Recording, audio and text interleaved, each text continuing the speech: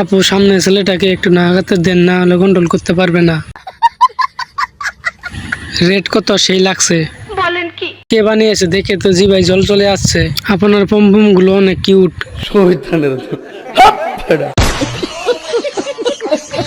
এই আজ বুঝলাম যে তুমি মেয়ে, এতদিন ভাবছিলাম তুমি একটা ছেলে। পম্পম তো সেই পম্পম সুন্দর, আমি খেতে চাই। উন্নাটা খুললে দুধ দিকটা দেখি তোর। ছি ছি ছি ছি। লাল পর্দাটা সরাইলে ভালো দেখা যায়। নাইস পম্পম।